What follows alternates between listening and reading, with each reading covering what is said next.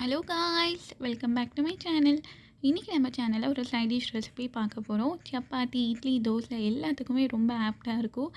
வாங்க வீடியோக்குள்ளே போகலாம். அதுக்கு முன்னாடி நம்ம சேனலை மறக்காமல் சப்ஸ்கிரைப் பண்ணிடுங்க. பக்கத்தில் இருக்க பெல் ஐக்கானே தட்டி விட்டுருங்க.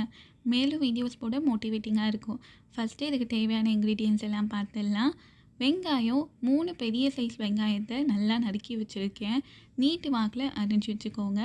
2 பச்சை மிளகாய், கொஞ்சோண்டு கருவேப்பிலை, கொஞ்சமாக கொத்தமல்லி, 2 மீடியம் சைஸ் தக்காளியை சிறுவை நறுக்கி வச்சுருக்கேன்.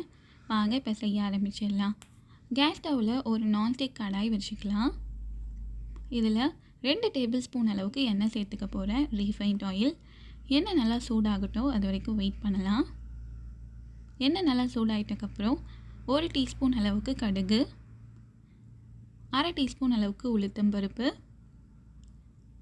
1/2 டீஸ்பூன் அளவுக்கு ஜீரகம், 1/2 டீஸ்பூன் அளவுக்கு கடலைப்பருப்பு. கடுகு நல்லா பொரிஞ்சு பருப்பெல்லாம் நல்லா கலர் மாறி வரட்டும். இப்போ அரிஞ்சு வச்சுருந்த பச்சை மிளகாய், கருவேப்பிலையை சேர்த்துடலாம். அரிஞ்சு வச்சுருந்த வெங்காயத்தை சேர்த்துடலாம். வெங்காயம் சேர்த்துட்டு கொஞ்சமாக உப்பு சேர்த்துக்கோங்க. இப்போ நல்லா வதக்கி விட ஆரம்பிச்சிடலாம். தொடர்ந்து ஒரு 4லேருந்து 5 நிமிஷம் வதக்கி விடுங்க. வெங்காயத்தோட கலர் நல்லா மாறி வரணும். வெங்காயம் நல்லா கலர் மாறி வந்திருக்கு பாருங்கள். இப்போ மசாலாலாம் சேர்த்துக்கலாம். 2 டீஸ்பூன் அளவுக்கு தனி மிளகாய் தூள் சேர்த்துக்க போகிறேன். உங்கள் காரத்துக்கு ஏற்ற மாதிரி குறைச்சிக்கோங்க, கூட்டிக்கோங்க. இது கொஞ்சம் காரமாக தான் இருக்கும். 1 டீஸ்பூன் அளவுக்கு மல்லித்தூள், 1/2 டீஸ்பூன் அளவுக்கு கரம் மசாலா, 1/4 டீஸ்பூன் அளவுக்கு ஜீரகத்தூள். ஜீரகத்தூள் ஆப்ஷனல் தான். எல்லா மசாலாவும் சேர்த்தாச்சு. இப்போ நல்லா மசாலாவோட பச்சை வாசனை போகிற வரைக்கும் நல்லா வதக்கி விட்டுடலாம்.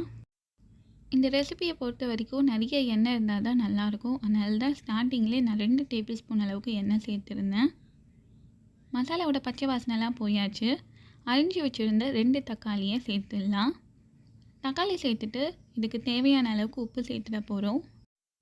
இந்த ஸ்பூன் அளவுக்கு நான் 2 ஸ்பூன் உப்பு சேர்த்துருந்தேன். இதுவே இந்த டிஷ்ஷுக்கு கரெக்டாக இருந்தது. உப்பு சேர்த்துட்டு நல்லா வதக்கி விட போகிறோம். தக்காளி நல்லா சாஃப்டாக இருக்கணும், அந்த அளவுக்கு வதக்கி விட போகிறோம். தக்காளி நல்லா சாஃப்டாக வதக்கியாச்சு பாருங்கள். இப்போ ஒரு 1/4 கிளாஸ் அளவுக்கு தண்ணி சேர்த்துக்க போகிறேன். தண்ணி சேர்த்துட்டு லிட் போட்டு க்ளோஸ் பண்ணிடலாம். லோ ஃப்ளேமில் 2லேருந்து 4 நிமிஷம் விடுங்க. இதை பாருங்கள் நல்லா கொதித்து வருது. 4 நிமிஷம் கழித்து பார்க்கலாம்.